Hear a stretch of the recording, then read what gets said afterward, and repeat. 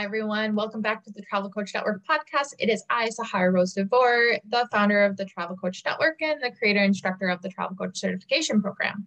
Today's episode, we're going to be talking about growing trends in the travel industry. And I'm here currently in Palm Springs, California, where I'm recording this episode because I came to speak I was invited as a speaker for ProcureCon Travel, which is procurement is the risk management duty of care for corporate business travelers. And they asked me to come in as a wellness travel coach and speak about business traveler well-being.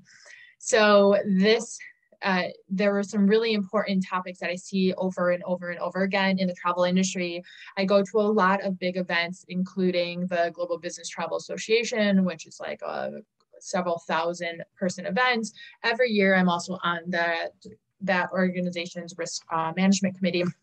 So I'm very involved with a lot of these companies and very connected with different companies in tourism and hospitality industries. And I wanted to share in this episode some of these hot topics and trends that are going on because within the Travel Coach Network, I have many people who are trying to figure out still their path. What is it they want to do? What do they want to focus on? How can they do something different?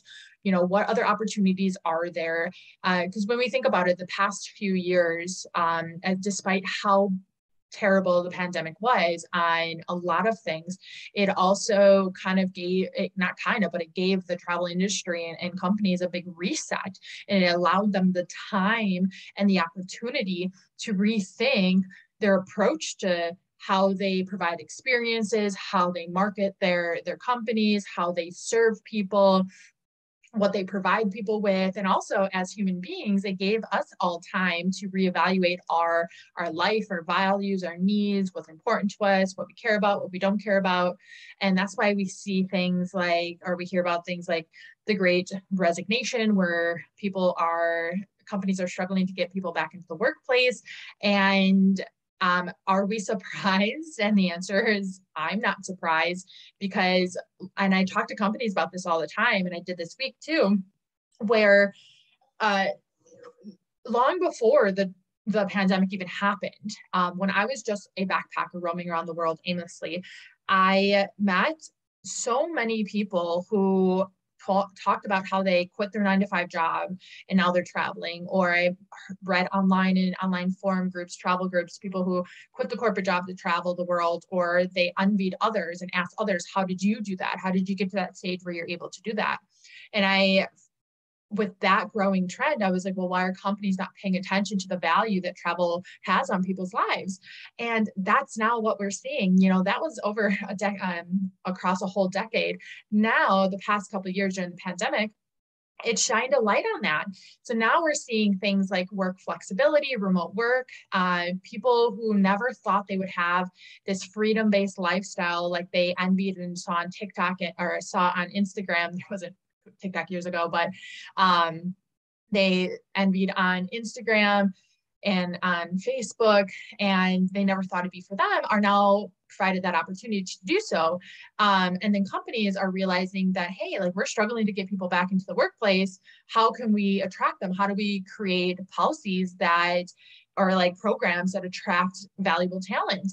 And I'm still seeing that they're struggling to see the value in travel. They're talking about offering remote opportunities, but within that, they have their own struggles of, how do we then keep up with team engagement and company culture and everything too?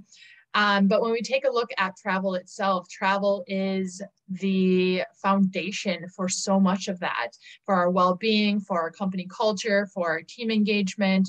And because when we think about it, DEI, diversity, equality, and inclusivity, is one of the hottest topics in the corporate world and the travel industry, which is to get people of diverse backgrounds and different genders and everything involved and feel accepted and understood and heard. And that's, the epitome of travel. We travel to meet new people, to learn about others, to have, to learn about other cultures, to try new foods, to see new lifestyles, to hear about new belief systems, to hear stories from people in other places we are completely foreign to.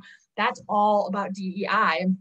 So if you are someone who has a interest in diversity or culture or anything like that, like there's so many opportunities out there. So look at organizations and associations and companies that really are putting this on their it's their mission or it's on their core values and their company culture standards. Also, of course, like I said, remote work is something that companies are really going to be struggling with how to maintain a balance. And it's not even just from like the corporate side of things, but, working with hotels and boutique hotels are looking to attract remote workers. And there's a whole problem of remote workers realizing, once it becomes an actual lifestyle, once the logistics for the companies get a little bit more figured out with tax wise and laws and everything like that, how do we maintain the work-life balance of remote workers who are changing environments and never had this opportunity to do that and aren't avid travelers? So there comes in room for opportunity to become an expert and help with that. People moving abroad, families working abroad, how to, maintain your well-being or be productive, and all that good stuff. Wellness, of course, that's my area of specialty and expertise. The wellness industry is on fire right now across the board. Hotels and resorts are looking to think outside the box when it comes to wellness experiences. Retreats and corporate retreats are booming. Mental well-being, if you have a background or interest in mental health of it anyway. There are so many opportunities, and also just for individuals. I know I speak a lot about the corporate level because that's my area of specialty. Like that's where my industry is for my wellness travel coaching, but just individuals themselves too. People turn to travel to help with their mental well-being as well. I know I did when I was 22 years old, starting to backpack the world. I was in a bad mental state. I had terrible thoughts. I did not see a light at the end of the tunnel. And I turned to travel, not saying it's an answer for anything, but it definitely helped me. And a lot of people turn to travel. And if that's what you help people with too, to help with, overcoming trauma or going through divorce or boosting confidence or finding their purpose or whatever it might be, the past few years put us all into a mental funk. Travel can help with that. And we're seeing that already in the numbers of travelers. Corporate wellness too. So if well-being is your thing and you want to help on a grander scale, maybe it's women in corporate culture incorporating more travel. Maybe it's looking at vacation policies, sabbaticals, volunteerism abroad.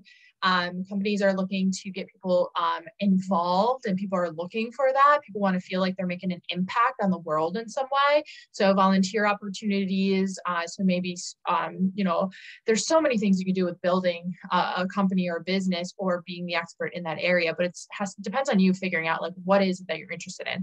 I can only give umbrella ideas because there's so many possibilities, but that's why if you're ever interested in working with me or joining the Travel Coach Certification Program, we can dive deeper into that, what that means for you and possibilities and opportunities. Retreats, corporate retreats, individual retreats, women retreats. So many retreats are on the rise. Of course, coaching, even the travel agent industry is transforming into more of the coaching industry too. So adding that level of service to how they attract and work with and nurture their clients and build relationships with their clients and keep them coming back for more experiences with them. There was a quote that I read in an article by, I believe it was the company Amadeus. If you don't know who they are, look them up, a big company, great to follow, doing a lot of innovation in the industry, which I will talk about shortly here.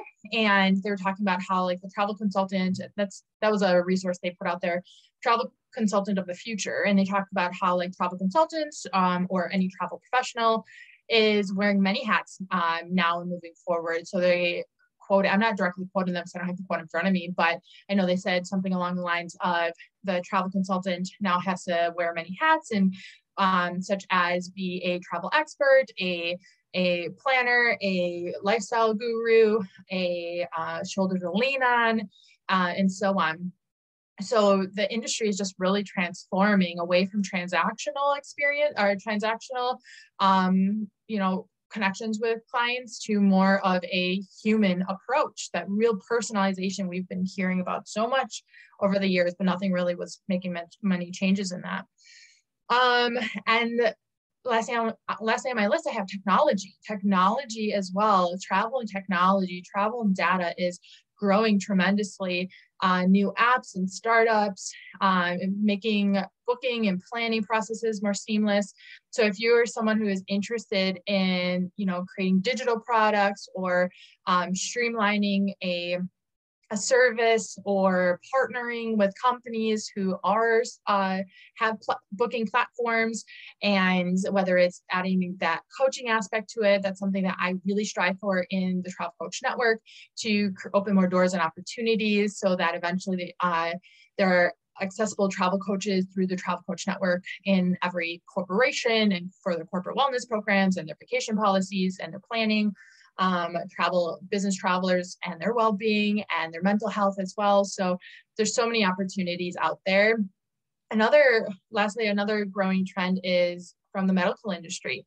Doctors and pharmaceutical pharmacists and physicians around the world are looking to incorporate more travel into what they call travel prescription, or prescription travel, I think it is. And there are many articles from BBC.com during the pandemic I read about how physicians in England were prescribing time in nature, blue spaces, green spaces, like parks and gardens and everything, to help people with their stress and anxiety.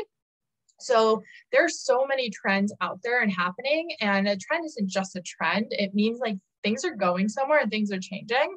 So I really encourage all of you, and just like I encourage everyone in the Travel Coach Network, to spend time doing research, be involved online, and go to in-person events, whatever area you're interested in, whether it's sustainability or culture or wellness or corporate or business travel or technology, or whatever it is that you're interested in, whatever area you think you're interested in, and get involved. You never know what ideas you'll get. You'll conduct research, compile research you find online of that information, and run with it. Create your messaging and establish your authority in that space, and build something new, do something different as well, because so many things have changed and are continuing to change. Just like roles that are now current, or that are present now, that didn't exist 10 years ago, it's going to continuously evolve. So if you can get ahead of the curve, ahead of the game, and become the front runner in something that you're really passionate about, I really encourage you to do that. I really hope that you follow us on Instagram at the Travel Coach Network, learn more at thetravelcoachnetwork.com, and send us a hello. We look forward to having you in our Travel Coach Network Facebook open community. The link to that is in our show notes. You can also find in the show notes a free beginner's guide to travel coaching. It's in the show notes for every episode. You can also download that beginner's guide in there. And if you know anyone who would be interested in travel coaching, please be sure to send them to our podcast or to our Facebook group. We really appreciate it. And at the end of every episode, as always, I share a fun fact about myself. I encourage you to come into the Travel Coach Network Facebook community and to share whether you can relate to this fun fact to me, or share one of your fun facts. And today's fun fact is that I worked in the travel industry. Of course I worked in the travel industry. I worked in the restaurant industry before I traveled for quite a few years, over 10 years. And I spent a lot of that time working in restaurants in Chicago, very high-end, expensive restaurants in Chicago. And I was at one place in particular for about 5 years, I think it was. And it was a very celebrity-driven restaurant. So I got to serve celebrities like Joe Jonas, Josh Duhamel, Wanda Sykes, the principal from Mean Girls, I forgot his name.